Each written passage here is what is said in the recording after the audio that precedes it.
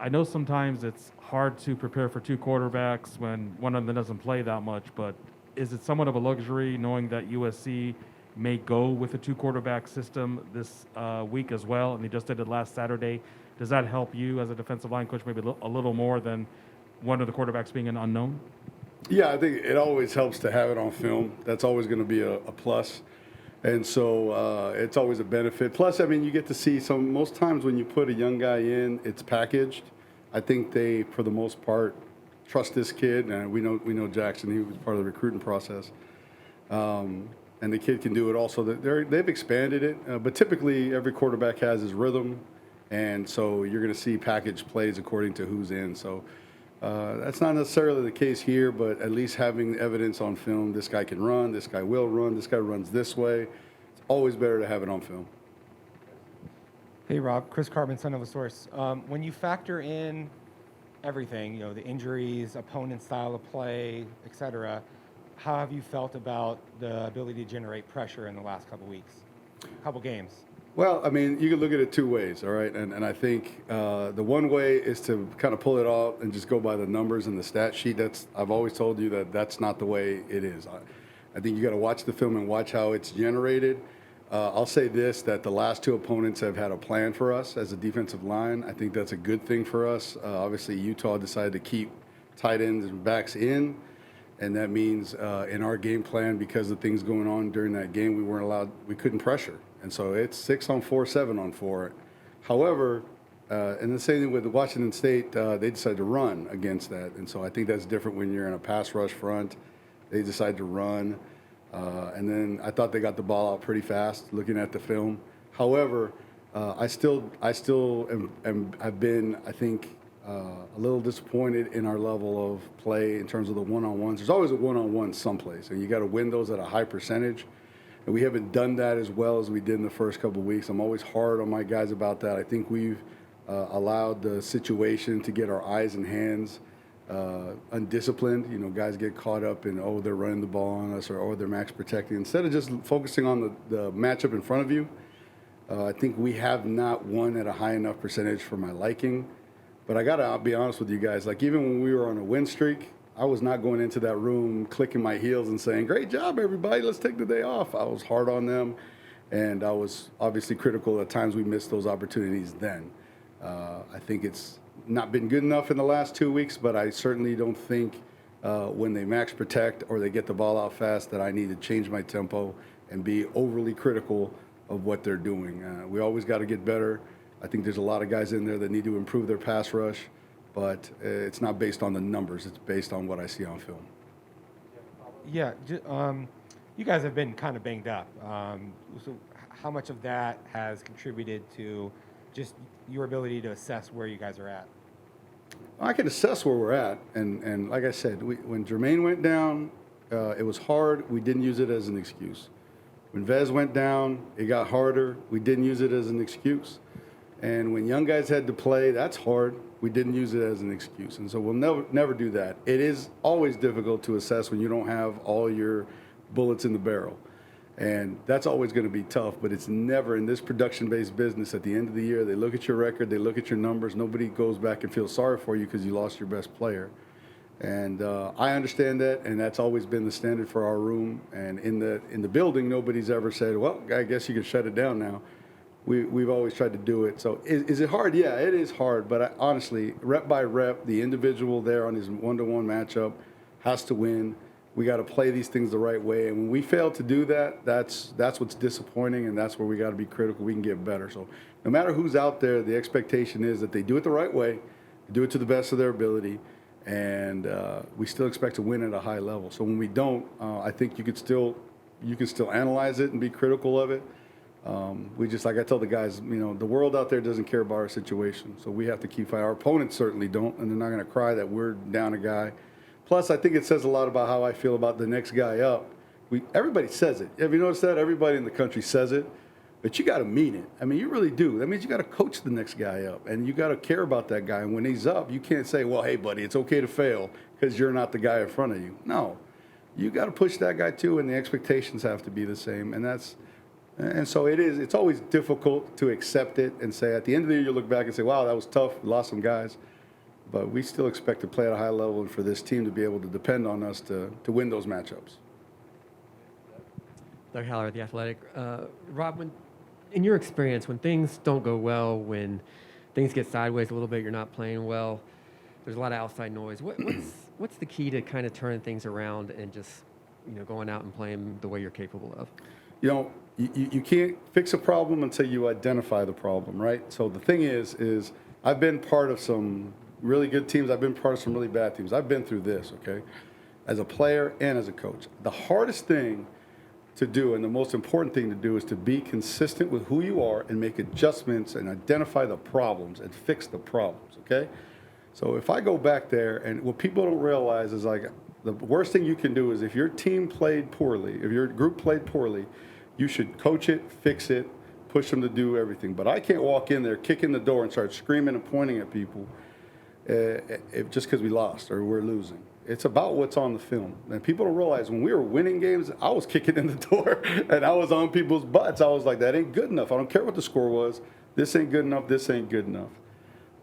What we can't do is change who we are and how we go to these guys because we're losing. We need to be that way all the time, and that's how we are in the defensive line room. So what I'm going to do is I'm going to continue to be hard on them. I'm going to continue to hold them to the high level, but I'm not going to sit here and finger point. Now, their failure is my failure. Their success is my success. And as a matter of fact, I hope that I can give it to them and it be their success. The biggest thing they need to know in the toughest of times is two things. I ain't going to change. I'm not going to turn my back on them, and I'm not going to continue to push the blame and say it's the players, not the coaches, because they're going to do the same thing to us. That's not how it operates. And I love Herm that he has continued to be who he is, but we've made adjustments to how we practice and how we're going to game plan and how those are things you got to do. X's and O's you change. But you have to show consistency in who you are. We have to let them know that we've got their backs, that their success is our success and their failure is our failure. And number two is now you can't over-adjust. I can't come back in there too hard and rough on those guys, but I also can't come in there and start stroking their egos and start stroking their head and say, it's okay. Guys, losing's not okay, failure's not okay. But it's about how you got there. You're going to play great games and do things the right way as a defensive line and then lose games. You're going to come in there and have an off day and win the game. So I can't base how I coach based on wins and losses. I have to base how I coach on winning and losing mentality, winning and losing consistently, play to play, day to day. That's what I preach from day one with these guys. I have to be consistent on that. I think the biggest thing that needs to happen right now is they need to see consistency in who I am as a coach, but as a team, we have to still show that we're making the adjustments. There's obviously something wrong. Coach has already covered it. When we make mistakes and we don't play to our potential, there's a problem. And we have to fix those problems. What we can't do is over-adjust the tempo of who we are as people. Those kids need to know we've got their back. They need to know we love them. And they need to know we're going to give them a great game plan. And we need to come out here and show it to them by how hard we work for them. And another thing is we have to still consistently have a standard for them and hold them to those expectations. We can't change our expectations just because we've fallen short a couple weeks in a row. And I know it's a long answer, but I've been down this road a couple times, so good and bad.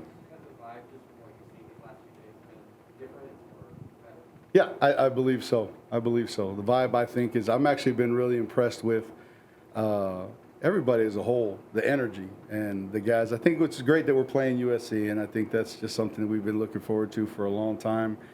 And a lot of those guys know those guys, and we obviously have a lot of California ties, not just Southern California ties, but a lot of California ties.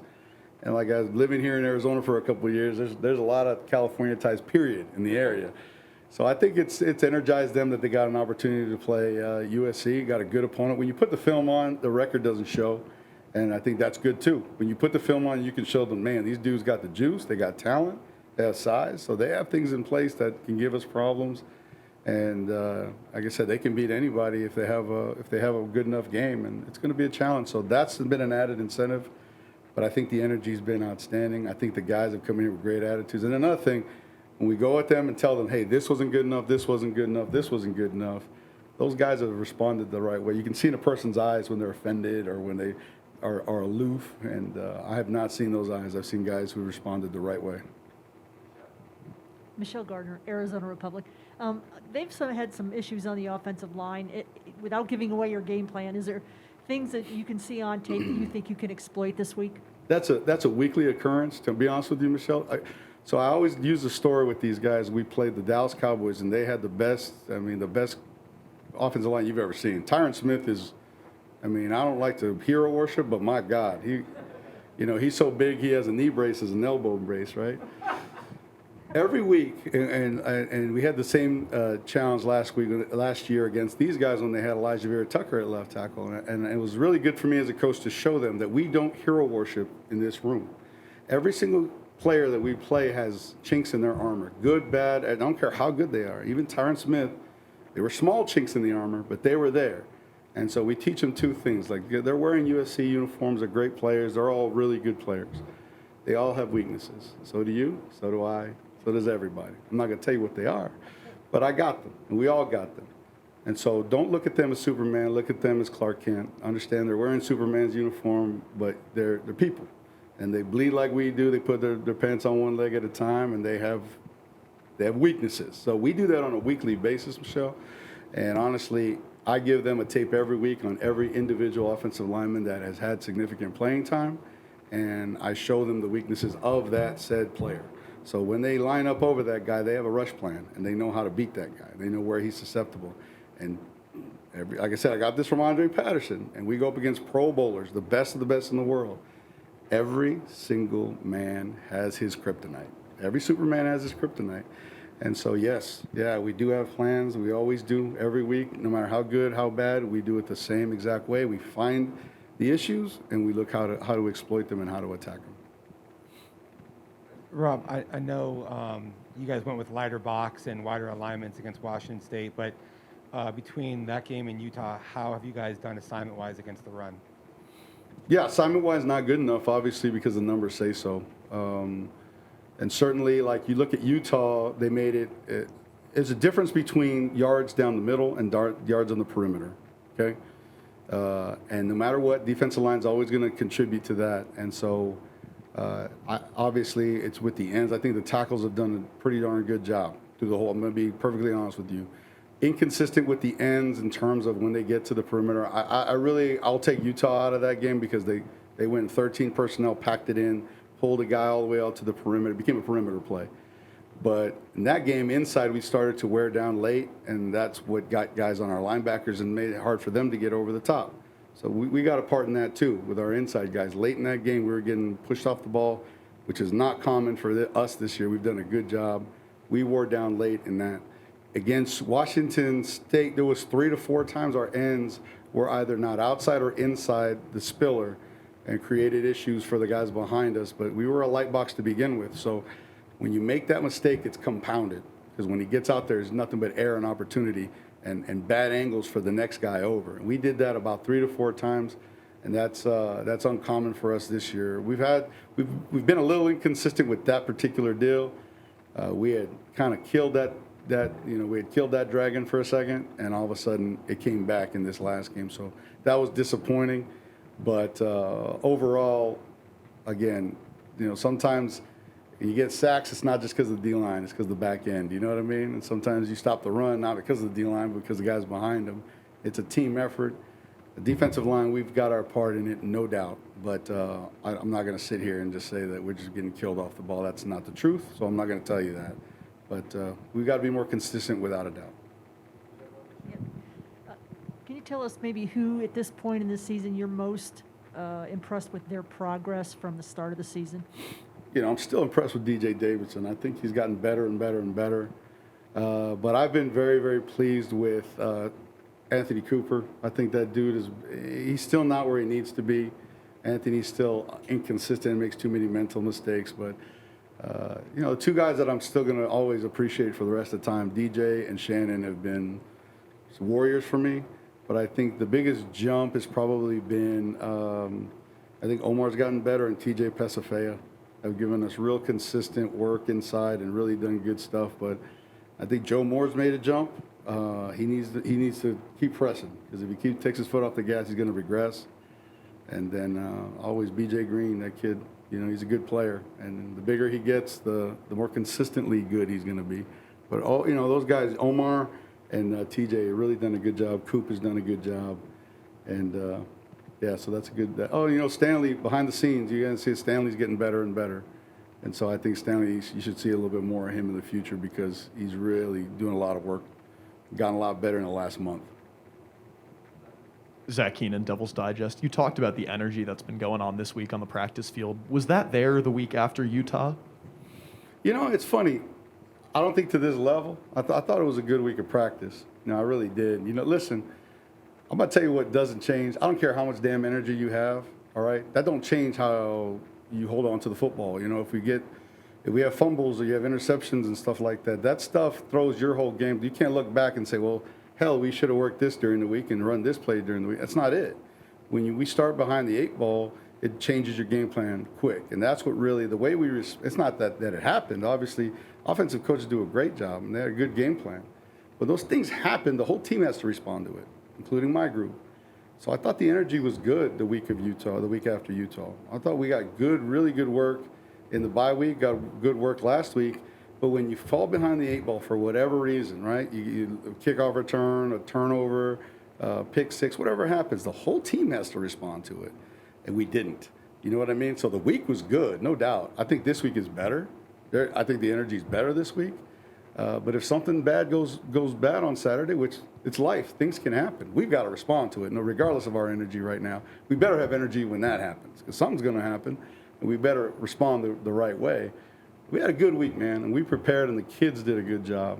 The thing is that the way we responded to adversity in the last 2 games, the last game and the half game before that, the second half of the game before that, that ain't good enough. And it ain't good enough, and it's not good enough from anybody in this building.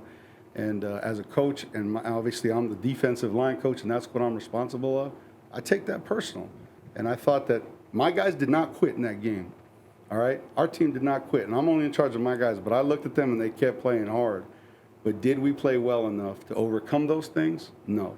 But they gave me great energy. They gave me great preparation. If they didn't, I'd have to call them out. But I'm not. I'm telling you the truth. Those guys worked hard the week after Utah. They worked hard last week. The thing is, we've got to work smart and work hard.